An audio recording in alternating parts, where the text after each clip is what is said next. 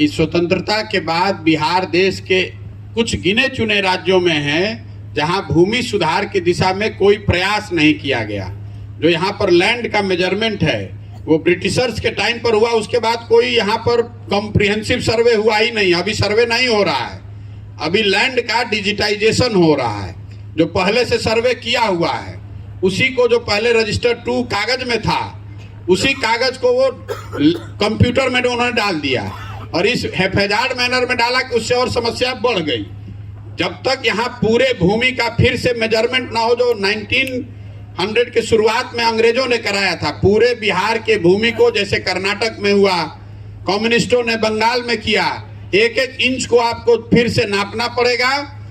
कोई उसमें शॉर्टकट नहीं है। भूमि का स्वामित्व जो है उसको निकालना पड़ेगा कि किसके पास कौन सी जमीन है, और फिर उसका जब डिजिटाइजेशन कीजिएगा तभी इसका सुधार हो सकता है। अभी आधा अधूरा करीब करीब यहाँ 5.5 लाख एकड़ जमीन जिसका स्वामित्व ही डिस्प्यूटेड है, जो आप बात बता रहे हैं। भूदान की जमीन कहाँ गई? भूदान आंदोलन हुआ बिहार में, भूदान का जमीन किसके पास है किसी को पता ही नहीं है। यहाँ पर जितने लोग बड़े बड़े यहाँ पर मठाधीश थे, उनकी जमीन कहाँ गई किसी को पता ही नहीं है। यहाँ चूंकि फ्यूडल सोसाइटी है तो डर के सामाजिक न्याय की यहाँ बात हुई है, लेकिन आपने देखा होगा लालू जी हो चाहे नीतीश जी, इन्होंने भूमि सुधार को छुआ ही नहीं। जिन वर्गों को लालू जी दावा करते हैं कि हमने आवाज दिया, वो ठीक है, आवाज उन्होंने दिया पिछड़ों को, लेकिन उन पिछड़ों को उन्होंने जमीन नहीं दिया। उन्हीं लालू यादव ने पिछड़ों के लिए स्कूल नहीं बनवाया, उसको पूंजी नहीं दी, उनको आवाज दे दिया और ये कहा कि हमारे नाम का और हमारे बच्चों के नाम का जय जयकारा जिंदगी भर करते रहो, हमको राजा बना के रखो। तो यहाँ भूमि सुधार को लेकर आपको वापस जाना पड़ेगा और आज से करीब करीब 100 साल पहले जो अंग्रेजों ने यहाँ भूमि मेजरमेंट किया था उसको फिर से करना पड़ेगा। और इसके 2 एग्जाम्पल पूरे इस देश में, कर्नाटक में और पश्चिम बंगाल में इस चीज को किया गया और फिर से लोगों ने एकदम नए सिरे से भूमि का मेजरमेंट करके उसका स्वामित्व निर्धारित किया और उसके बाद उसको साथ साथ डिजिटाइज किया, तभी सुधर सकता है, वरना सुधरेगा नहीं। अभी बिहार में जो भूमि से की व्यवस्था है वो न सरकार चला रही है, न सीओ चला रहा है, न कर्मचारी चला रहा है, उसको अटॉर्नी चला रहे हैं जो गांव के दलाल हैं। आपको भी मालूम है? जी बिल्कुल बिल्कुल, हम सर जॉब में रह चुके हैं, इसलिए मेरा ये सवाल हर प्रखंड में मुझे सीओ लोग से मुलाकात होती है, बात होती है।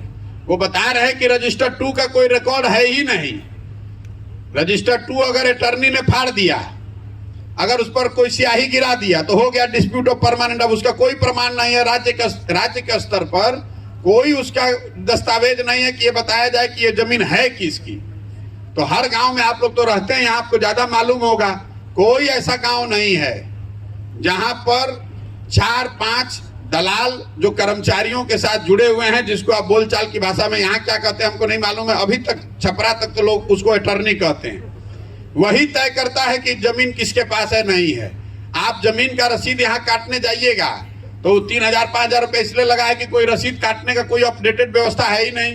हमारे दादाजी के नाम की मृत्यु हो गई 30 साल पहले, आज तक उन्हीं के नाम पर रसीद कट रहा है, कोई पूछने ही वाला नहीं है। तो अगर आज अब उसको सुधारने जाइएगा तो दादाजी के बाद अब इतने परिवार में 25 ब्रांच हो गए, जिसकी लाठी उसकी भैंस, जो गांव में है पैसा दिया अपने नाम पर रसीद कटवा लिया।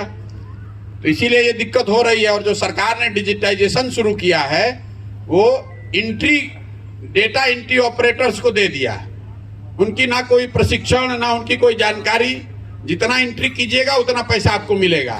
तो हड़बड़ी में आपका जमीन हमारे नाम पर चढ़ा दिया, हमारा जमीन इनके नाम पर चढ़ा दिया। अब आप जाइए वहां पर और DCLR के ऑफिस में, सीओ के ऑफिस में 10,000, 15,000, 20,000, 50,000 रुपए दीजिए उसको सुधारने के लिए। यहाँ पर मूल बात आपका आंसर ये है कि जमीन का फिर से पूरा मेजरमेंट पूरे बिहार का होना चाहिए, जो अंग्रेजों के जमाना में हुआ था। जब तक वो नहीं किया जाएगा और भूमि का स्वामित्व तय नहीं किया जाएगा तब तक इसको सुधारा नहीं जा सकता है। सबसे ज्यादा जमीन तो सरकार के पास है। सरकारी गर्मजरुआ जो है आप किसी जिला में निकाल के देख लीजिए, हजारों एकड़ जमीन। हम पश्चिम चंपारण का आपको एक उदाहरण दे देते हैं।